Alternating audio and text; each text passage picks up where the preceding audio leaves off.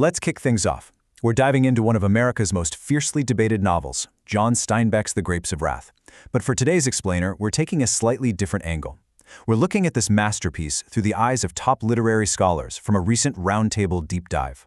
So, we aren't just summarizing the Joad family's road trip, we're breaking down the structural genius, the historical truths, and the really tough questions behind a book that honestly still feels like it could have been written yesterday. Right out of the gate, there's this massive central tension the scholars are still arguing about. Is Steinbeck's book primarily a political weapon, a loud protest against the brutal mechanics of capitalism? Or is it more of a timeless human epic, this classic westward quest about family survival that echoes ancient myths?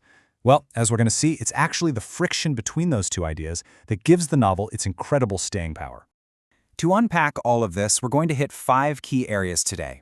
First, political argument or epic. Second, explaining intercalary chapters. Third, Jim Casy's transformed faith. Fourth, the women's moral weight. And finally, history, truth, and legacy. Let's get into it. Section 1. Political Argument or Epic. Understanding the Joad Journey. Scholar Lewis Owens makes a fantastic point about Steinbeck's villains here. They aren't mustache-twirling bad guys. They are completely neutral. They're mechanical. Take the tractor driver who literally plows through the family's home. He isn't evil. He's just a regular guy trying to feed his own kids, totally caught up in this chain of orders. The bank demands profit, the company demands compliance, and the final devastating blow is delivered by a neighbor. It's a system where responsibility is so chopped up and divided that nobody actually feels like they're to blame. So we have these two immense themes crashing into each other. On one side, the cold, invisible mechanics of dispossession controlled by the banks. On the other, this incredibly intimate human epic of a family tested to their absolute limits on the road west. And the scholars conclude that the book's greatness stems from refusing to separate the two. Think about it. If you take away the politics, the Joads just look like they have incredibly bad luck. But if you take away the human family, the politics just turns the whole thing into a dry pamphlet. Section 2. Explaining intercalary chapters. Why Steinbeck abandons the Joads. If you've read the book, you know this feeling. We get deeply attached to the Joads. And then, bam, Steinbeck abandons them for an intercalary chapter. No names, just vast landscapes or massive anonymous crowds. But the scholars emphasize that the zoom-in, zoom-out structure is 100% deliberate. The intimate Joad chapters use real, spoken, everyday language so we get emotionally attached. Then, those broader intercalary chapters switch to this sweeping, almost biblical tone. It forces us to step back and look at the whole national pattern. Removing those wider chapters would shrink this massive story into just a localized family tragedy. Take that famous chapter about the turtle crossing the road. It isn't just a random turtle. It's a structural hinge for the whole book, representing persistence and adaptation. Or the chapter about the sleazy used car salesman that literally teaches us how the mechanics of exploitation work before the Joads even go out and buy their truck. It shifts the entire focus of the novel from I to we. Acting like this huge ecological lens, we're forced to realize this isn't just one family's bad luck, it's a massive systemic cycle. Section 3. Jim Casy's transformed faith. From preacher to organizer. Jim Casy's character arc is just incredible to track. He starts out as this very conflicted, isolated preacher, agonizing over the concept of personal sin. But as he travels with the migrants, something shifts. He stops preaching down at people and starts listening sideways. He connects with their shared suffering. And that naturally evolves into him becoming a labor organizer. He literally turns his spiritual congregation into a strike line. Ultimately, he becomes a sacrificial martyr, passing his newly awakened consciousness directly onto Tom Joad. At the very core of Cassidy's transformation is this idea of one great soul. The scholars call this a relational theology. Basically, his identity isn't just about himself anymore. It's fundamentally tied to everyone else. He stops asking who is spiritually pure and just starts asking who is hungry. He figures out that if a system crushes one worker, it's crushing a part of himself too. He doesn't necessarily throw away the sacred, he just pulls it out of the clouds and relocates it directly into human relationships and shared labor. Section 4. The Women's Moral Weight. Joad and Rose of Sharon. There's a fascinating shift in authority that happens as the crisis deepens. When the men lose their land, they lose the traditional structure that told them who they were. Joad tries to physically fight the floodwaters, but the water still rushes in.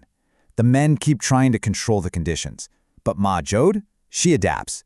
She expands the family's survival through pure practical continuity. And then there's Rose of Sharon. She starts the novel entirely self-absorbed, but ends up completing this moral expansion through an incredibly radical act of bodily sacrifice in that final barn scene. Scholar Lewis Owens really hits on something crucial here. Dispossession destroys physical control, but it does not destroy the capacity to recognize another person's need. The women adapt to preserve life when controlling their environment is no longer an option. So Steinbeck's ultimate measure of civilization isn't about who owns the land or who commands the police. It's simply about who keeps another person alive when literally everything else has been stripped away. Section 5. History, Truth, and Legacy. The real voices behind the novel. Now, as much as we praise Steinbeck's genius, he didn't write this in a vacuum. Here is a pretty wild fact. He relied heavily on the detailed field notes of Tom Collins, who managed a federal migrant camp, and Sonora Babb, who was a field worker. Babb was actually writing her own incredibly detailed novel about migrant life, but it was unfortunately totally overshadowed and delayed after Steinbeck's massive success. The scholars point this out as a really sobering reminder of who actually gets remembered in literary history as the voice of suffering. Steinbeck absolutely masterfully transformed these documents into art, no doubt. He deliberately compressed events to really dial up that moral pressure and gave narrative space to people who are historically treated as disposable. But we have to acknowledge the unequal recognition here. We have a famous, financially successful author on one side and the real people who lived the crisis and documented it on the other, who, for the most part, remained poor. This explainer is a good moment to recognize those collaborative roots. A novel that refuses to stay in 1939. The Enduring Warning. Why does this book still disturb America today? Well, just look at the modern parallels. The vocabulary has definitely changed. Today we might be talking about faceless algorithms and remote corporate ownership instead of banks and tractors, but the core mechanisms of unseen institutional control and mass displacement are still here. Whether we're looking at climate migration or modern housing crises, the novel forces us to confront this recurring debate. Is hardship a private failure, or is it a shared systemic responsibility? That right there is exactly why this story refuses to safely stay in the past. We have really only scratched the surface of the incredible insights these top Steinbeck scholars brought to the table. To dive into the complete scholarly debate that inspired today's explainer, and to read the full imaginary conversation, please visit imaginarytalks.com/thegrapesofwrath explained-top Steinbeck scholars. It is definitely going to completely change how you view this American classic.